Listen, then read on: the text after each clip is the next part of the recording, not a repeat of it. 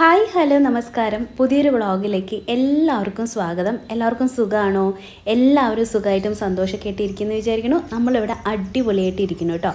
അങ്ങനെ വീണ്ടും ഒരു നല്ല പ്രഭാതം.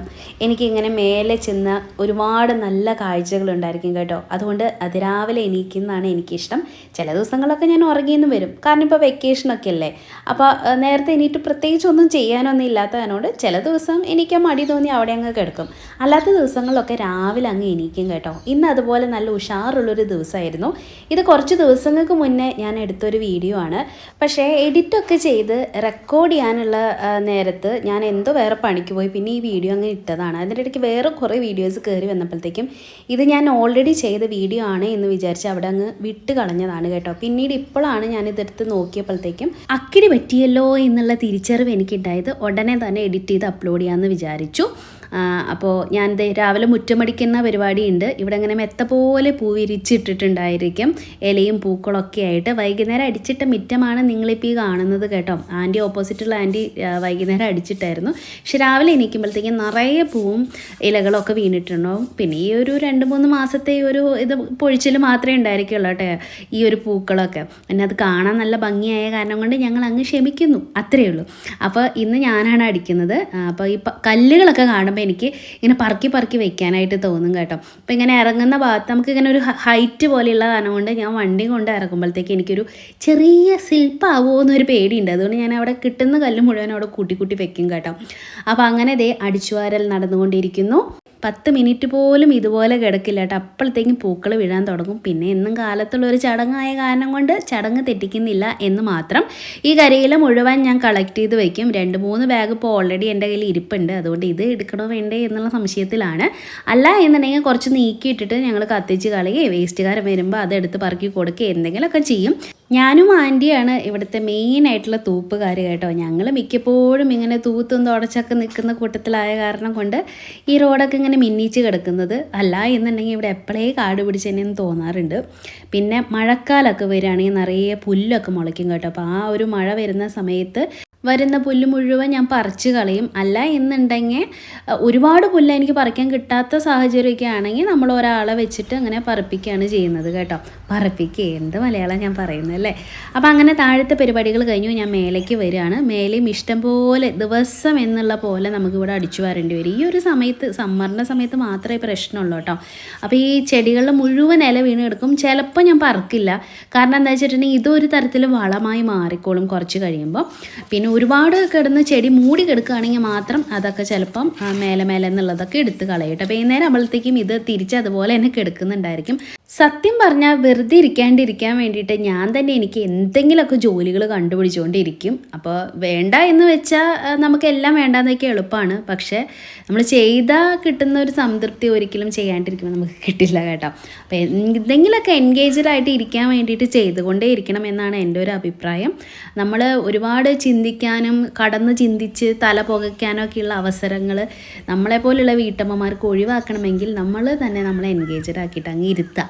മറ്റുള്ളവർക്ക് വേണ്ടി ജീവിച്ച് തീർക്കാനുള്ള ഒരു ജന്മമായിട്ട് മാത്രം നിങ്ങൾ നിങ്ങളെ കണക്കാക്കരുത് കേട്ടോ. നിങ്ങളുടെ ഇഷ്ടത്തിനും കൂടി പ്രാധാന്യം കൊടുത്തുകൊണ്ട് വേണം ഓരോ ദിവസവും മുന്നോട്ട് പോകാനായിട്ട്. നിങ്ങൾ സ്റ്റേണായിട്ട് നിന്നിട്ടുണ്ടെങ്കിൽ ഒരാൾക്കും നിങ്ങളെ എതിർക്കാനായിട്ട് പറ്റില്ല.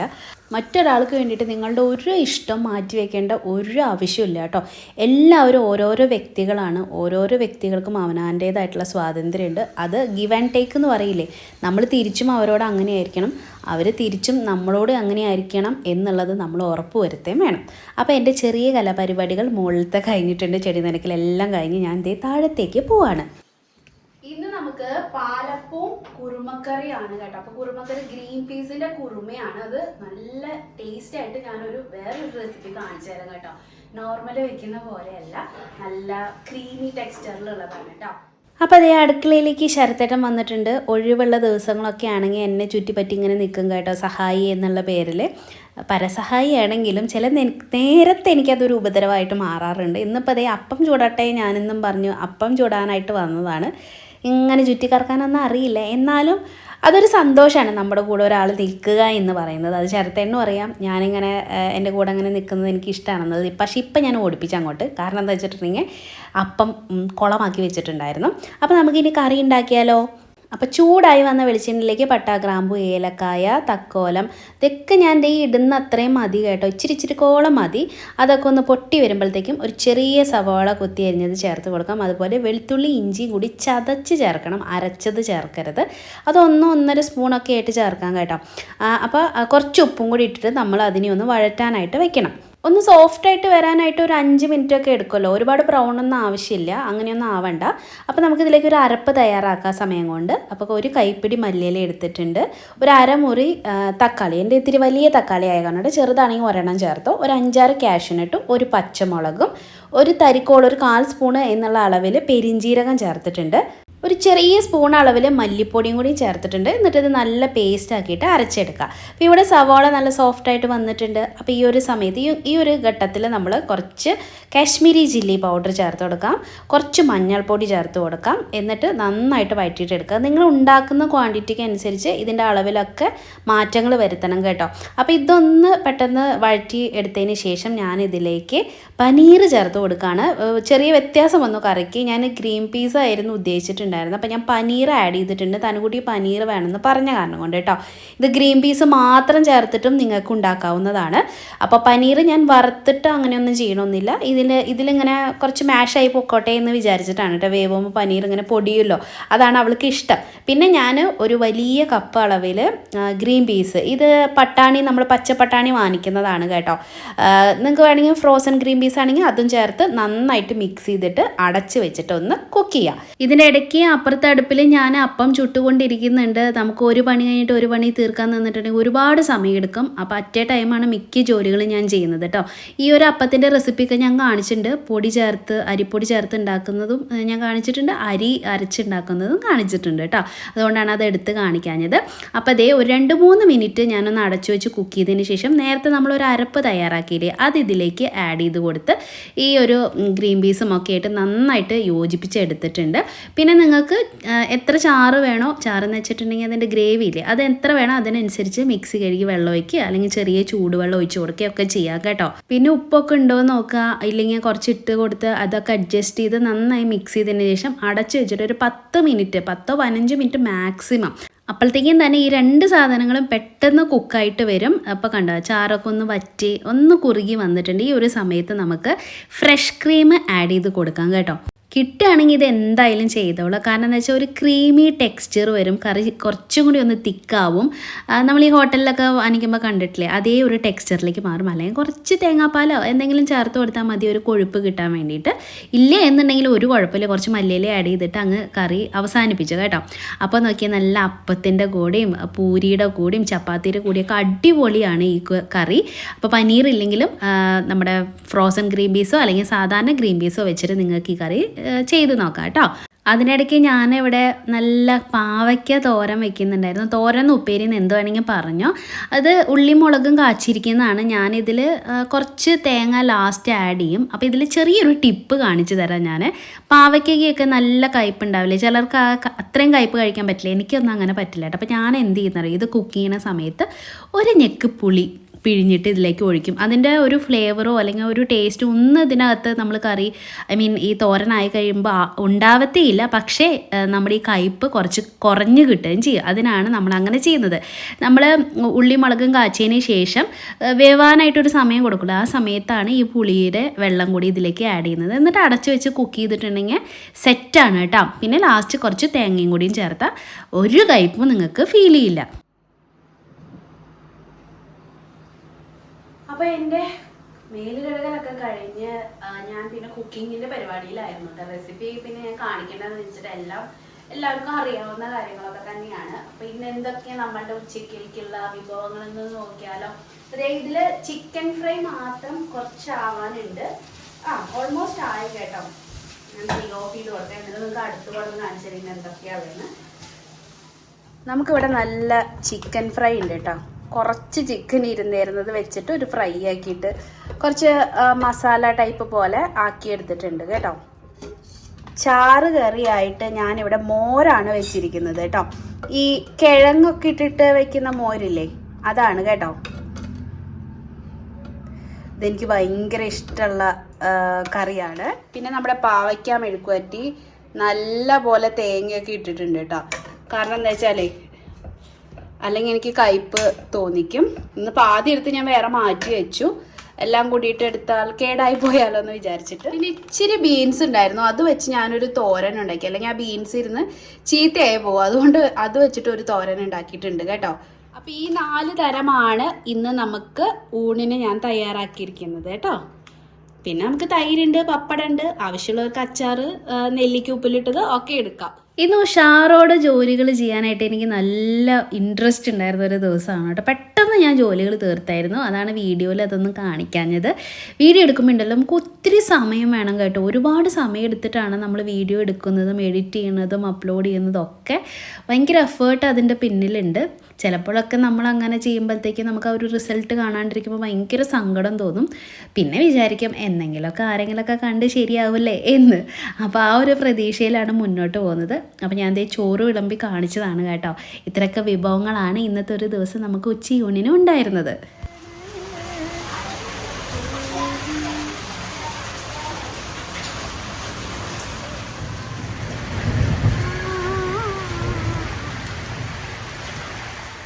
ഒരു ഉച്ചയൊക്കെ കഴിഞ്ഞപ്പോഴത്തേക്കും നല്ലൊരു മഴ അന്ന് കിട്ടിയിട്ടുണ്ടായിരുന്നു കേട്ടോ. ഒരു 1.5-2 മണിക്കൂറോളം നിർത്താതെ പെയ്തൊരു മഴ.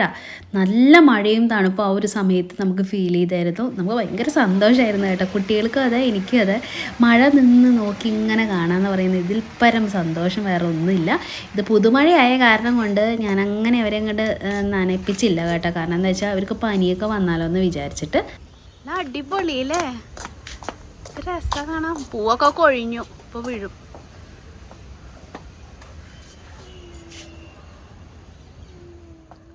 മഴയത്ത് വിടുമെന്ന് തനുക്കുട്ടി എന്നോട് ചോദിച്ചായിരുന്നു കേട്ടോ. ഞാൻ പറഞ്ഞു പൊന്നു മോളെ വിടത്തില്ല അത്. അപ്പോൾ അതേ മഴ മാറിയപ്പോഴത്തേക്കും കുളി കഴിഞ്ഞ ആളാണ്, പക്ഷേ ഇത് ആ വെള്ളത്തിൽ ചാടിത്തുള്ളി കളിക്കുന്നുണ്ടായിരുന്നു. നോക്ക് നോക്ക് ചേച്ചമ്മ, ബേർഡ്സ് പറന്നു പോകണം. മഴ മാറിയ നേരം നോക്കിയിട്ട് കിളികളൊക്കെ കൂടണയാനായിട്ട് പാഞ്ഞു പോകുന്നുണ്ടായിരുന്നു കേട്ടോ. അപ്പോൾ ഇരുട്ട് കുത്തി പിടിച്ചെന്നെ നിൽക്കുന്നു. എനിക്ക് തോന്നിയത് രാത്രിയും കൂടി പെയ്യുമെന്നാണ്. അപ്പോൾ തനുക്കുട്ടി എന്നോട് ഒരു ആഗ്രഹം പറഞ്ഞു, അമ്മ ഞാൻ സംസാരിക്കാം, അമ്മ വീഡിയോ എടുത്ത് കാണിക്കുമോ എല്ലാവരെയും എന്ന്. എന്നാൽ പിന്നെ ആയിക്കോട്ടെ എന്ന് ഞാനും പറഞ്ഞു.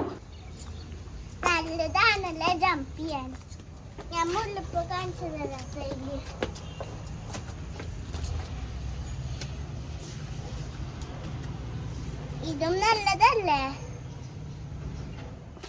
എനിക്ക് എൻ്റെ അമ്മനെ ഇഷ്ടം. അമ്മ ഓൾവേസ് എനിക്ക് ഇങ്ങനെ കെട്ടി തരും ഈ റെഡ് സാധനം വെച്ച്. ഇതാണ് നമ്മുടെ പിങ്ക് പൂ, ഇതാണ് നമ്മുടെ വൈറ്റ് പൂ, ഇതാണ് പിങ്കും വൈറ്റും പൂ. ഇതാണ് ഏതാ നമ്മുടെ ഫേവറേറ്റ് പൂവാണെന്ന് അറിയോ? ഇത് ഇങ്ങോട്ട് വാ. പിങ്ക് പൂ അവിടെയും ഉണ്ട്. അമ്മയ്ക്ക് 3 സാധനം ഉണ്ട്. ബൊഗൻവില്ല 3 ഉണ്ട്. എങ്ങനെ അങ്ങനെ ഒരു 5:30 മണിയൊക്കെ കഴിഞ്ഞപ്പോഴത്തേക്കും വിളക്ക് വയ്ക്കാനുള്ള കാര്യങ്ങളൊക്കെ ഒരുക്കണമായിരുന്നു. അത് കാരണം കൊണ്ട് ഞങ്ങൾ വിളക്ക് വയ്ക്കലും പിന്നെ ഇങ്ങനെ ധൂപ്പ് കത്തിക്കും. അപ്പോൾ അതിനൊക്കെയുള്ള പരിപാടികളൊക്കെ ആയിട്ട് ഞങ്ങൾ എൻഗേജ്ഡ് ആയിരുന്നു. വീട് മൊത്തം ഇങ്ങനെ നല്ല മണമായിരിക്കട്ടെ ഈ ധൂപ്പ് കത്തിച്ച് വെച്ചിട്ടുണ്ടെങ്കിൽ. പിന്നെ ഈ മഴയും ഈ ഒരു വൈബും ഒക്കെ ആകുമ്പോൾ പിന്നെ പറയുകയും വേണ്ട. എനിക്ക് പിന്നെയും മേലെ പോകണമെന്ന് തോന്നിയിട്ട് ഞാനും തനുക്കുട്ടിയും കൂടി പിന്നെയും മേലേക്ക് ഒന്നും കൂടി വന്നു. ഇരുട്ടാവുന്നതേ ഇല്ലായിരുന്നു കേട്ടോ. അങ്ങനെ തന്നെ നിൽക്കുമായിരുന്നു വെളിച്ചത്തിൽ. നമ്മുടെ പൂക്കളൊക്കെ കണ്ടോ, കാലത്ത് എന്തൊരു ഉല്ലസിച്ച് നിന്നിരുന്ന ആൾക്കാരാണ് ഇപ്പോൾ മഴയൊക്കെ പെയ്തപ്പോഴത്തേക്ക് ഇങ്ങനെ കൂമ്പി വാടിയ പോലെ നിറയെ വെള്ളം തങ്ങി നിൽക്കുന്നുണ്ടായിരുന്നു കേട്ടോ അതിനകത്ത്. അപ്പോൾ അങ്ങനെയായി പോയി. ഇനിയിപ്പോൾ ഇത് നാളത്തേക്ക് നിൽക്കുമെന്ന് എനിക്ക് തോന്നുന്നില്ല, ഇന്ന് തന്നെ കൊഴിയാൻ സാധ്യതയുണ്ട്. ഇപ്പോൾ ചെടികൾക്കൊക്കെ ഒരു ഉണർവ് വന്നു കേട്ടോ. നല്ലൊരു പച്ചപ്പ് ഫീൽ ചെയ്യുന്നുണ്ടായിരുന്നു ഈ 2 മണിക്കൂർ മഴ നിന്ന് പെയ്തപ്പോഴത്തേക്കും. പിന്നെയും വീണ്ടും മഴക്കാറ് വെക്കുന്നുണ്ടായിരുന്നു കേട്ടോ. പിന്നെ രാത്രി ഒന്നും പെയ്തില്ല എന്ന് മാത്രം. രാത്രി ഞങ്ങൾ കിടന്നതിന് ശേഷം പെയ്യുന്നുണ്ടായിരുന്നു.